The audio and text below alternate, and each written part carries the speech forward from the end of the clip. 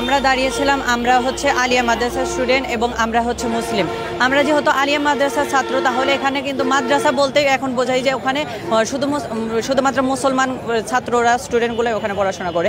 ওখানে কিন্তু হিন্দু, বৌদ্ধ, খ্রিস্টান এগুলো কিন্তু ছাত্ররা পড়াশোনা করে না। তাহলে আমাদের দেশে বিভিন্ন সরকারি ছুটি রয়েছে, এর মধ্যে হয়েছে পূজা, তারপর বড়দিন, এগুলো রয়েছে, কিন্তু মাদ্রাসা ছাত্রগুলো তো এগুলো দরকার নেই। আমরা হচ্ছে মুসলিম, আমাদের বিভিন্ন ছুটি রয়েছে, সরকারি ছুটি রয়েছে, যেমন মহরমের আমাদের রোজা রয়েছে, সিয়াম আমাদের সাধনা করতে হয়। তাহলে এখানে যদি আমাদের একদিন ছুটি দেওয়া হয় সরকারি, এখানে যদি আমাদের এই ছুটিগুলোর বিপরীতে যদি আমাদের ওই ছুটিগুলো বাড়িয়ে দেওয়া হয়, এটা আমাদের দাবি নিয়ে আসছে। আর হচ্ছে এই ছুটি আমরা চাচ্ছি না, এই ছুটির পরিবর্তে চাওয়ার পরিবর্তে শুধু আমরা মাদ্রাসায় যাচ্ছি না, মাদ্রাসার জন্য না, এটা অন্য জায়গায় চালু থাকে, এটা আমাদের কোনো সুবিধা নয়। আমাদের দাবি হচ্ছে আমাদের এই মাদ্রাসায় এই ছুটি আমরা কার্যকর গ্রহণ করতে চাচ্ছি।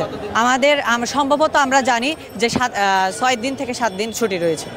এটা আমরা চাচ্ছি না যে মাদ্রাসাগুলোতে আমরা এই ছুটি আমরা চাচ্ছি না। আমরা যেহেতু মুসলিম ছাত্র, আমাদের তো প্রয়োজন নেই। তো আমাদের যেগুলো মহরমের বিভিন্ন পূজা, মহরমের যেমন সিয়াম রয়েছে, সেখানে আমাদের রোজা পালন করতে হয়, সেগুলো আমরা যদি এই পূজাগুলো, এই ছুটিগুলোর পরিবর্তে যদি আমাদের ওই ছুটিগুলো একটু বৃদ্ধি করতো, তাহলে আমরা খুশি হতাম।